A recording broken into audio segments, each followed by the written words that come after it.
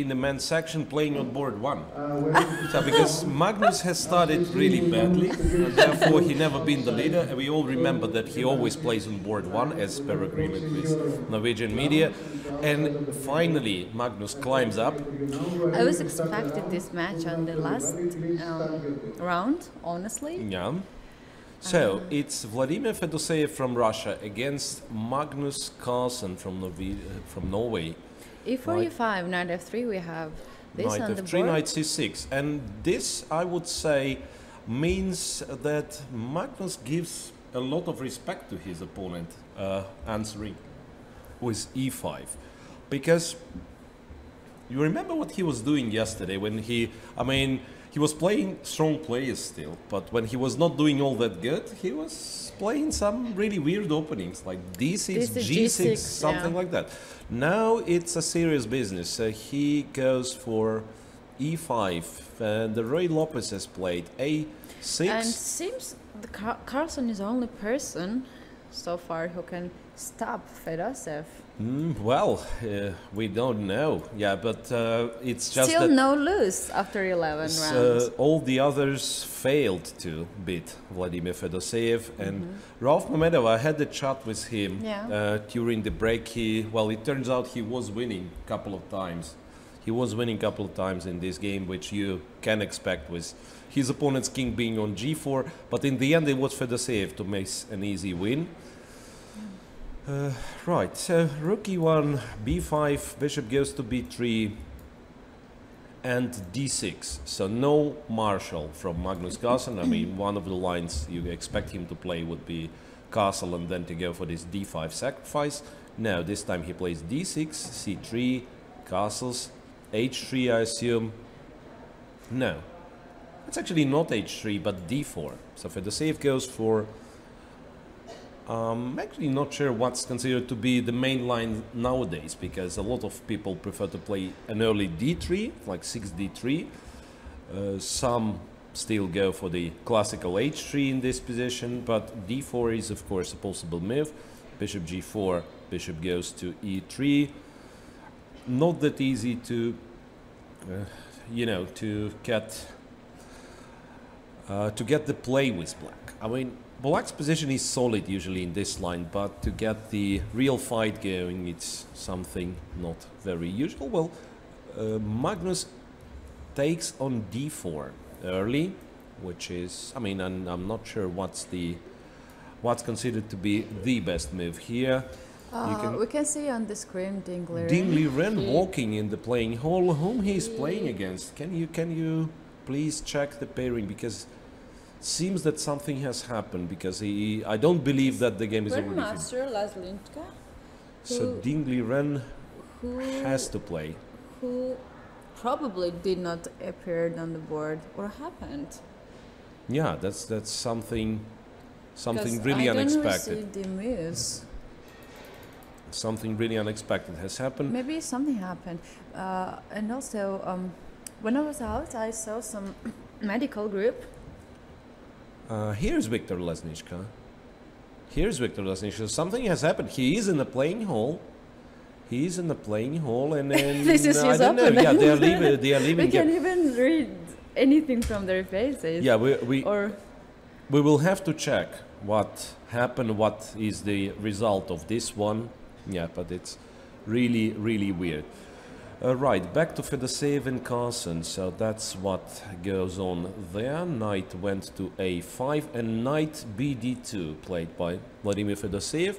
Interestingly enough, well, he's fine with the exchange of this bishop on B3, which is accepted immediately by Magnus Carlsen.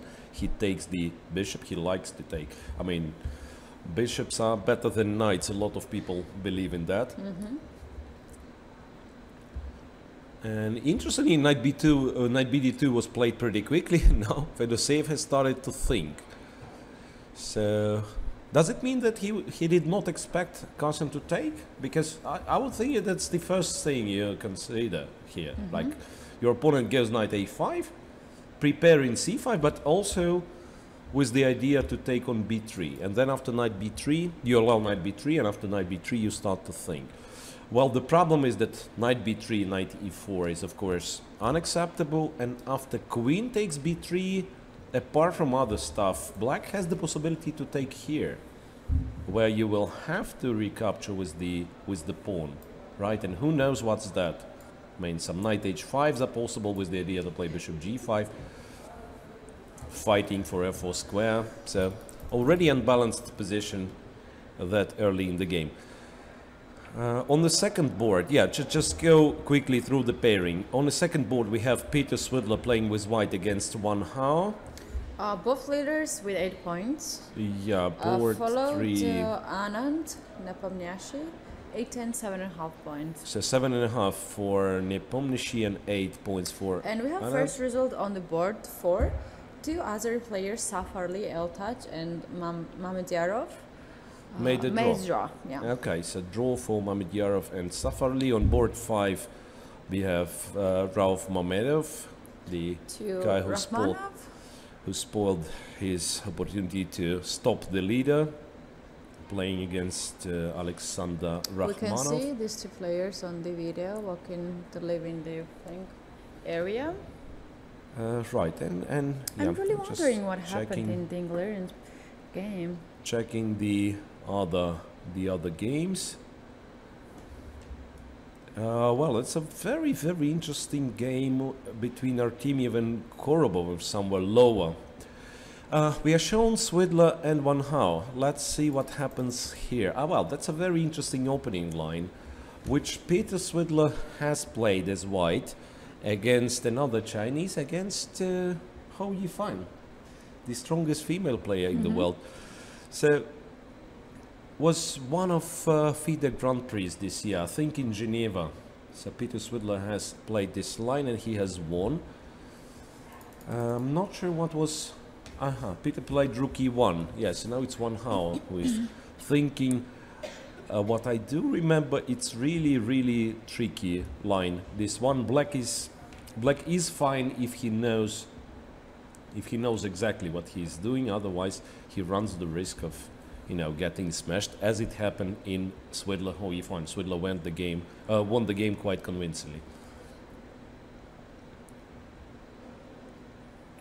Well, what else shall we take a look at? How about ladies section? Who is playing against Ju Wenjun? Who's the leader on 9 points? Harika face Ju Wenjun. Harika has 8 points. Ju Wenjun has 9 points. So Ju Wenjun is 1 point ahead, right? Exactly. Of entire field. So a lot of players, or not a lot of, I mean, a few players on 8. Already played a lot of top players. Ju Wenjun, yeah, she actually. We have Harika.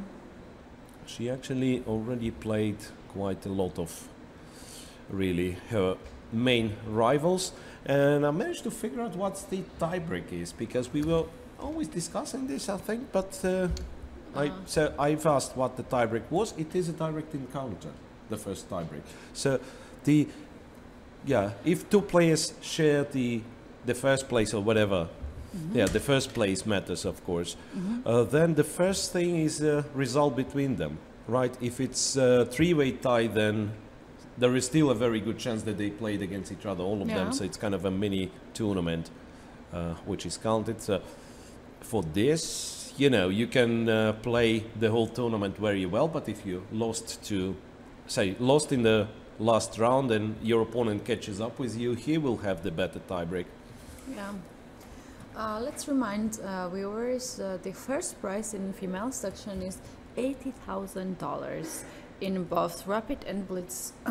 Once again, quite an impressive events. number. Yes, and in total there are prized 30 places, and the last place is $700. 30 prizes in this tournament, and how many participants do we have? Like 80? Right? We have in female section we have 100, exactly 100. 100 in participants. men's section we have 134. Yeah, this I remember.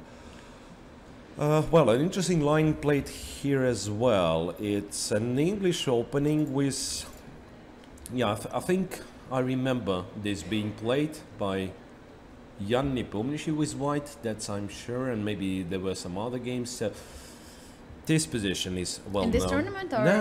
No. I mean, the line itself. So this position is well known. Knight f3, where black has few options, one of them being knight c6, which is quite a provocative line. After d4, e5, bishop g5, queen g6, white goes d5, and black goes back to d8. I can see Nepo walking around. Yeah, He well, made actually, a draw with Anand. Nepomniachtchi made a draw against Anand Three. pretty quickly. Yeah, and the line I was talking about was h4. h4, so trying, you know, so if black plays h5, then the bishop is stable on g5, which is kind of good for, well, he can actually not do this because the e5 pawn is hanging. Black plays h7, h6, attacking the bishop. White goes h5. I think that's the position we have right now. That's the position, yeah. So that's what I wanted to say. It's no surprise, let's say, moves white, this position. But the surprising thing is that June is down to 9 minutes. So she seemingly has no idea about the theory of this line, which is, of course, a very dangerous thing to do. Queen d6, especially if Harika knows. Yeah. So she will continue Since playing she knows quickly. it because she has not lost any minutes yet. Bishop e3 with the idea to play c5. Yeah. And then once again you have to react. Knight to Jun d7. seems very confused. Queen a4. Once again, c5 is the idea. Pinning the bishop, right? Okay, maybe not immediate c5, but say rook d1 and c5. So still black has to do something about this c5. Knight d2 is also an option. Knight d2 to e4. Knight h4 to f5. So Yeah. black, I mean, it's not a bad position for black, but you have to know exactly what you're doing here. And this seems to be Black not the queen case, already yeah. made so many moves, and still I think it's not the end because yeah, this it will be chased manner away of constantly. d2, e4, knight seems very nice for white. Right, let's go back to the game of the round. Let's go back to Fedoseev and Carlsen because I believe this is what we are all looking for. So how does that develop? Magnus Carlsen still has more time, so has 13 minutes 40 seconds, while his opponent Vladimir Fedoseev is below 10 minutes. Not so many moves played after knight b3, so knight b3, pawn takes, c5, queen goes to c2, and after knight d7 white has played e4, e5. Quite an ambitious play by Fedoseev, I have to say so. I'm looking for the games between these two players, and surprisingly I can only find one game. They played in 2014, and this is in the Rapid World Blitz Championship. Blitz. Yes. And what has happened there? Fedoseev, Carlsen, Fedoseev lost with white pieces. Okay, but that was 2 years ago, so he matured a lot. More Vladimir than 2 years Fedoseev, ago. well, increased his rating and as well, I mean, And also, the quality of according plays. to this tournament, Magnus is not in shape. Wow. It's too early to say. It's too early to say. It wasn't a really great success day one, but you know, it's. I mean, let's see if he will step on the highest step in the pedestal by the end of this day. I will not say that he is out of shape. E5, c takes d4. Bishop takes was played pretty quickly, so the position gets simplified. Black should have no problems at all. The question will be, can black, get something? I mean, can black try to play for win this one? Because he does have a pair of bishops, but the position is too simplified. So pawn takes, knight takes. This happens. Yeah, knight takes on e5, bishop takes on e5. I think that will be the position. It's not that easy for. I mean, white has quite a nice coordination of his pieces. Ah no, wait. And how about rook c8? Queen e4, right? Yeah, I just thought rook c8 and the queen is hanging and the knight is about to be lost. After bishop c3, black has b4, but there is queen e4 comes to black's rescue. And f5 and then queen e3. e3 or queen d4, queen e3, bishop g5, black yeah, if bishop g5, white has bishop f4. Now f5 is, I mean, you only play this if you are sure it's winning material, right? Because otherwise it's kind of dangerous. Oops, wrong position. Now that's the right one. Hang on a second, yeah. Rook c8 wasn't even played. Rook to e8 played by Magnus. I think that's he's doing the right thing. So not forcing matters. Another result on the board 5. Rachmanov, Mamedov, Rauf made his draw. Rauf Mamedov. Yes, why I mix these two names? Yeah, let's only look at results which are, let's say, decisive, because we will have a lot of draws, right? So let's just not to get distracted. Yeah, it is an early draw as well, but yeah, I think for Rauf it's really important to calm down after this crazy game against Fedoseev. So, well, draw is kind of fine, and then he has 3 more rounds to improve his result. Well, what I can see, it looks like in the game between Artemiev and Korobov, apparently Korobov fell into some opening trap, because that early in the round he's 3 pawns down in the endgame. So something has happened, really. I mean, just quickly, we'll show you the position. This is not the position you expect to have in the game between two grandmasters, where, I mean, white is just 3 pawns up, must be completely winning. Maybe there is still going to be some fight, but I believe something has happened early in the opening. Knight d7, he allowed this e5. Ah, well, that was, yeah, we can see this game. So knight d7, I'm not sure if it was a good move, because after e5, the following forced sequence followed. Takes on g7, and Artemiev comes up with a sacrifice. Rook e6, king f7, rook takes d6. King f8, rook takes d6. Turns out you cannot protect the d7 knight. That happened, bishop c6, rook d6, rook c8, bishop f4. Completely winning for white, no questions asked. So disastrous opening for Anton Korobov, the man who has defeated Magnus Carlsen with the black pieces last year. So he's very dangerous, rapid player. But this tournament, we've seen a lot of favorites on the list not performing that well. Where is Vasily Graf? Where is Levon Aronian? I mean, the guys who have started last year winner Ivanchuk. Yeah, board 2, board 3, and now we no longer see them. Yeah, so a quick victory for Artemiev. So he is to be seen on the very top boards in the last 3 rounds. Okay, we can see a lot of draws already, indeed, but not a draw yet for Fedoseev and Carlsen. Interestingly, it's either something wrong with my digital board, or Fedoseev is still thinking after rook e8. Can we go back to board 1? Yeah, we could see Korobov leaving the... Yeah, Fedoseev is still thinking after rook e8, so he's down to 7 minutes. He's down to 7 minutes. It's a... Yeah, 6.5. 6.5. So it turns out the position is not that pleasant.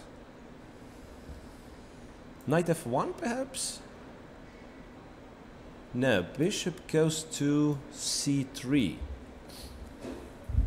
Okay. Bishop goes to c3, so... Well, actually, he's trying to stabilize in a way.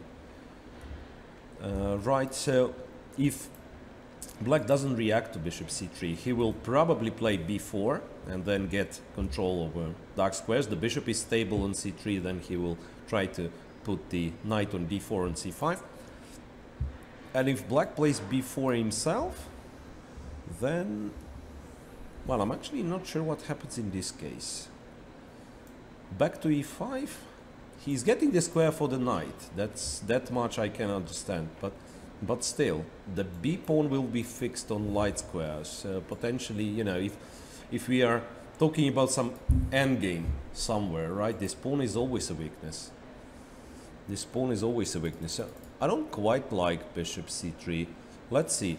He goes bishop f8. Magnus plays it, well, very simple. Bishop f8, The more we exchange, the better. That's what Magnus is thinking.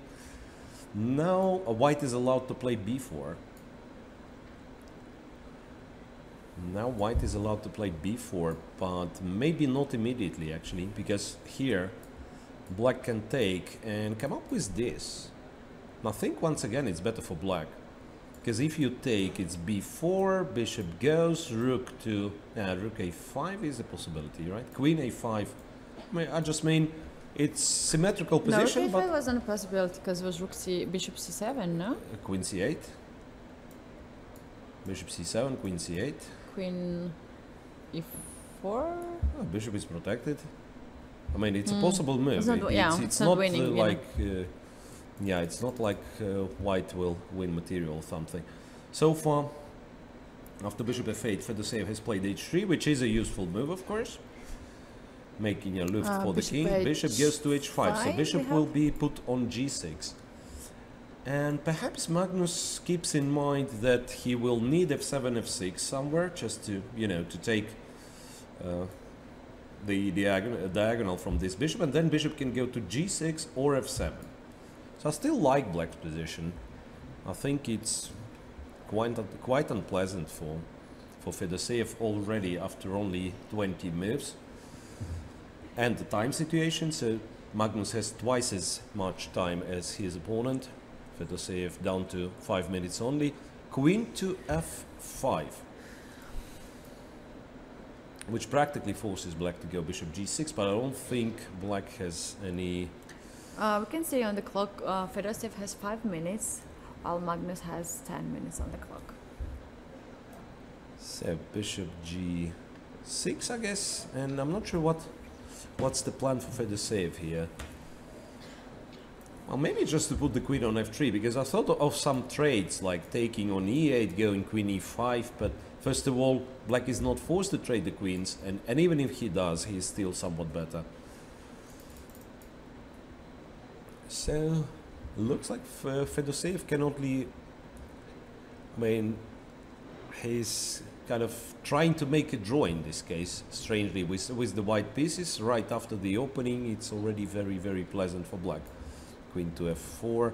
Oh well, queen f4 makes sense, of course, yes. Protecting the knight and preparing for b3, b4. Actually, my queen f3 was a really terrible move, because then black would have taken gone b4 and win the knight on d2, right? If bishop e5, black still takes, and if rook taken, this rook hanging as well.